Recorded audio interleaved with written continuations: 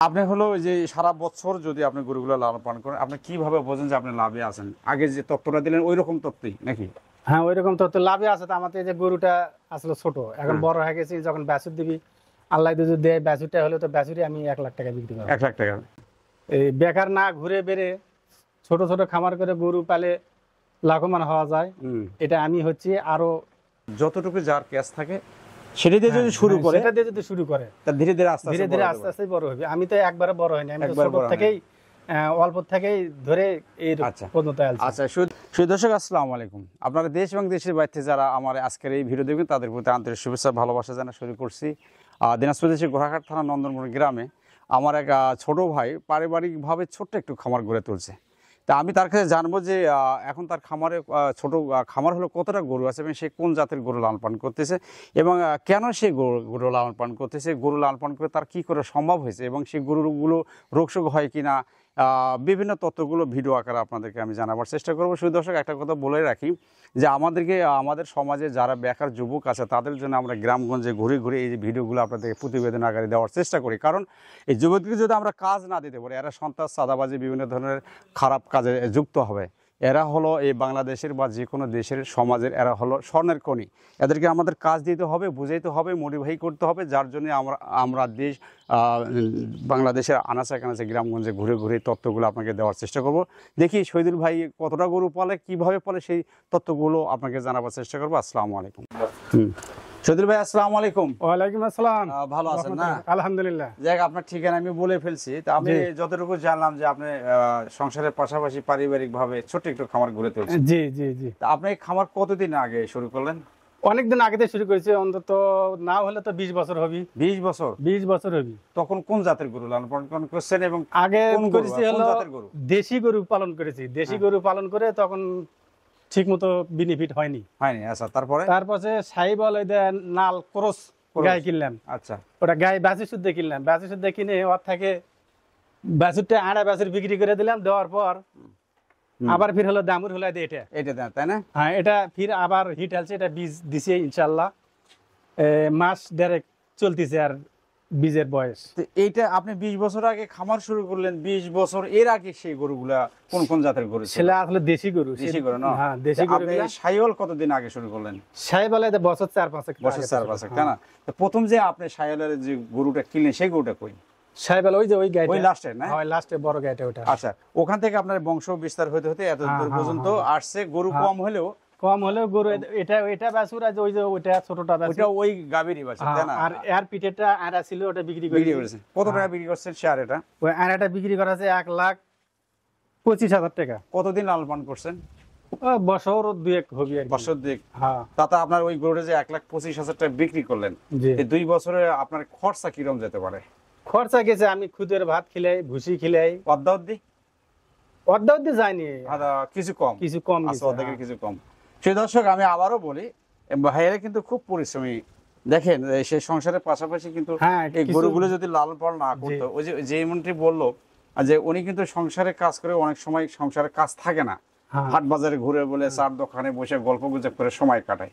কিন্তু এ নিয়ে একটা বুদ্ধি করছে কি, যে ছোট হলেও এই সময়টা যাতে অপচয় না হয়, এই গরুগুলো লালন পালন করে বছরে যদি তার 1 লাখ টাকাও আসে, তাহলে 1 লাখ টাকা হলে তার কি একটা সুবিধা হবে, কিছু জায়গা জমি নিতে পারবে, ছেলে মেয়ে লেখাপড়া শিখাতে পারবে। হয়তো বা একটা দেখা বেশি লাভ নাই, কিন্তু এখন গরু একটা ছেলে অসুস্থ হলো বা বাড়ির কোন একটা লোক অসুস্থ হলো, সেখানে সে টাকাগুলো ইনভেস্ট করতে পারে। যাই হোক, ধারাবাহিক ভাবে আপনার গরু, দেশি গরু থেকে যখন আপনি এই গরুতে আসলেন, এটার থেকে আপনার এই এতটুকু গরু হয়েছে। আচ্ছা, ওই যখন আপনি দেশি গরু লালন পালন করেন তখন আপনার তেমন লাভ হয়নি না? না, তখন লাভ কম হচ্ছে। মনে নাই যে কত টাকা আপনার তখন ওই সময়? ওটা তো আগের কথা। এখনকার চলমান যেটা, এটা সাইবাল গরুগুলা পেলে মোটামুটি আর কি ভালোই বলতে আপনার 5 বছর বা 4 বছর ধরে যে ওই গাভীর থেকে যে টাকাটা আসলো, বা এখন ঘরে যে কটা গরু আছে, এই গরু কটার মূল্য কত এবং এখান থেকে কত টাকা বের করা সম্ভব হয়েছে আপনার? এখন তো আগে আড়া দুটা ছিল, দুটা আড়া বিক্রি করে দিছি, 2,35,000 টাকা বিক্রি করে দিছি। আচ্ছা। আর এখন এই যে দামুর গুলা আছে, ওটাকে বীজ দিছি, এটাকে বীজ দিছি, আচ্ছা যাই হোক, এটাকে বীজ দিছি, এই তিনটাই তিনটাকে বীজ দিছি, বীজের মধ্যে আছে তিনটাকে বাছুর, হ্যাঁ ওটার বাছুর, তাই না? হ্যাঁ ওটার বাছুর। আচ্ছা, এই গাভীগুলো এই সাইওয়াল হলেও তো অনেক সময় দুধ হয়, তো এই গাভীটা তো বড় মানের হ্যাঁ গাভী। দুধ হয়, এটা দুধ হয়, এটা 5-6 কেজি করে দুধ হয়। এই দুধগুলো আপনি কি বাজারজাত করেন? হ্যাঁ বাজারজাতকে বিক্রি করি, কিছু খাই। বাড়িতে 1 কেজি হাফ কেজি খান হ্যাঁ, না 1 কেজি খান? 1 কেজি বলতে হাফ কেজি, 1 কেজি যা জিনকা 2 দিন হ্যাঁ। হয়তো থোয়া হয় ওইরকম খাওয়া আচ্ছা। হয়, আর পাশাপাশি বেচা হয়। কত টাকা কেজি বিক্রি হয়? 60 টাকা কেজি বিক্রি হয়। আচ্ছা, 60 টাকা কেজি যদি আপনি প্রতিদিন 4 কেজি দুধ বিক্রি করেন, এই দুধটা আপনাকে 8 মাস দোন না 7 মাস দোন? আমার গায়ে যদি গাভিন হয় হুম। তারপরও 8 মাস দুধ দেয়, না বিয়ানার থেকে অন্তত নিম্নে 10 মাস দুধ দিবি। আচ্ছা, ওই তখন আপনি যে যখন বীজ দেবো আমি, বীজ দেওয়ার পরেও 8 মাস দুধ দেয় এই গাই। হ্যাঁ, সেটা নিয়ম ঠিকই আছে, কিন্তু 8 মাস পরে আর নেবেন না, তাহলে না। বাছুর কিন্তু পরবর্তী তখন আর নেই না, তখন গাই নিজে ইচ্ছাতে দুইবার দেয় না, 2-2.5 কেজি দুধ থাকতে আর দুইবার আচ্ছা দেয় না। সুদর্শক, একটা কথা বলি, ভিডিওটা ছোট্ট ভিডিও, ছোট্ট আকারেই শেষ করে দেব। ভাই যেমনটি বললো যে দেশি গরুতে প্রফিট হয়নি, 4-5 বছর ধরে ওই একটা লাস্টের যে গাভীটা সেটা ক্রয় করছে, সেখান থেকে 2টা সার সে 2,35,000 টাকা বিক্রি করছে, এবং তার বংশজাত এগুলো। তাই আনুমানিক ওই গাভী সহ আপনার এখানে কত টাকার গরু আছে? তারপরে তো এখন অন্তত কমপক্ষে 4 লক্ষ টাকা, 4 লক্ষ টাকা। 4 লক্ষ টাকার গরু। আর গরুটা কত টাকাতে কেনা ছিল? ওটা বাছুর শুদ্ধ কিনে আসলে 1,35,000 টাকা। প্রিয় দর্শক, আপনারা অনেকে কমেন্টস লেখেন যে খামার জগতে লস। আসলে হিসেব করে যদি আপনি চিন্তা ভাবনা করে যদি আপনারা গরু লালন পালন করেন, তাতে কিন্তু লস নেই। তাই এখন এ নিয়ে 1,35,000 টাকার গরু ক্রয় করার পরে উনি 2,35,000 টাকার গরু বিক্রি করছে, এবং এখনো 4 লাখ টাকার গরু তার খামারে আছে।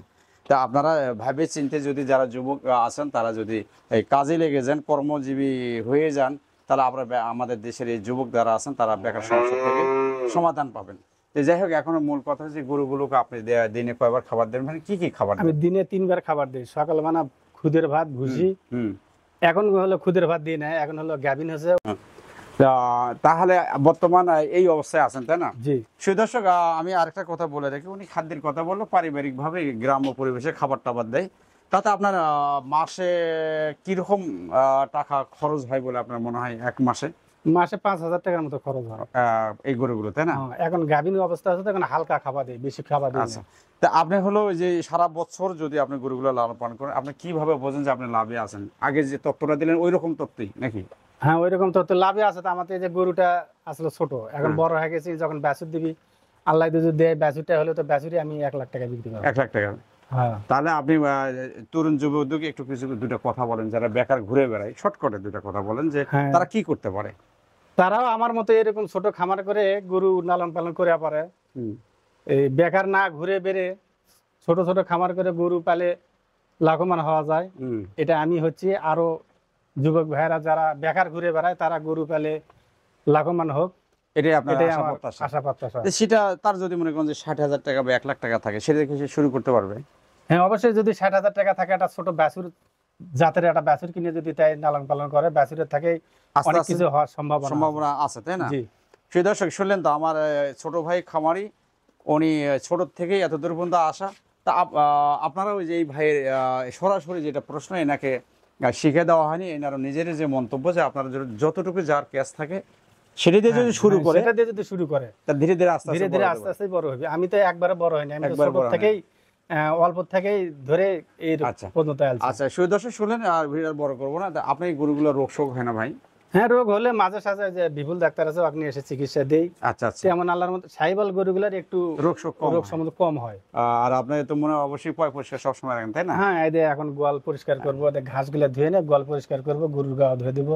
আচ্ছা সুই দর্শক, আমি ভিডিও বড় করবো না, আপনাদের আমি বোঝাবার চেষ্টা করলাম যে আমি এই রাস্তাতে যাচ্ছি, তথ্য পেলাম যে এই ভাই কিছু পারিবারিক ভাই গরু লালন পালন করে, যার জন্য ছোট্ট একটু ভিডিও করা। তো যাই হোক, এই গরুগুলোর কালার ভালো এবং জাত ভালো। আপনারা যারা বেকার আছেন, তারা বেকার সমস্যার সমাধানের জন্য আপনারা এগিয়ে আসেন, কর্মমুখী হন। আপনারা সোনার খনি, আপনাদেরকে আমরা কাজ দিতে চাই, বুঝাবার চাই, যার জন্য ভিডিওগুলো করা। তাই আপনারা দেশ এবং দেশের বাইরে যারা আমার ভিডিওটা দেখলেন, এই ভাইয়ের কথা গুলো মূল্যায়ন করার চেষ্টা করবেন, যে আপনারা বসে না থেকে ছোট ছোট আকারে ছোট পুঁজি দিয়ে আপনারা কর্ম শুরু করে দেন, ব্যবসা শুরু করে দেন। সেটা যে সেক্টরে হোক, আপনার পোলট্রি ফার্ম হতে পারে, গরু হতে পারে, যে কোনো ব্যবসা আপনারা আত্মনিয়োগ করেন। তাহলে এই যে সন্ত্রাস, চাঁদাবাজ বা বিভিন্ন ধরনের নেশা, বা আপনারা যারা বউ বাচ্চার সাথে অবাঞ্ছিত ঘোষণা হচ্ছেন, ভরণ পোষক দিতে পারতেছেন না, বিভিন্ন কোর্ট কাছারি থানা দৌড়াদৌড়ি করতেছেন, সেই সমস্ত যুবক কিন্তু এই সমস্ত হ্যারাসমেন্ট প্যারাসন থেকে মুক্ত হয়ে আপনারা ব্যবসামুখী হন, পরিবারের সবাইকে ভালোভাবে সময় দেন, 5 ওয়াক্ত নামাজ কালাম পড়েন। তো এই জায়গায় আমি আর বেশি কিছু বড় করবো না, তার বড় মনে ভিডিওটা বড় হয়ে গেল। দেশ এবং দেশের বাইরে থেকে যারা আমার ভিডিও দেখেন তাদের প্রতি আন্তরিক শুভেচ্ছা ভালোবাসা জানিয়ে শেষ করছি।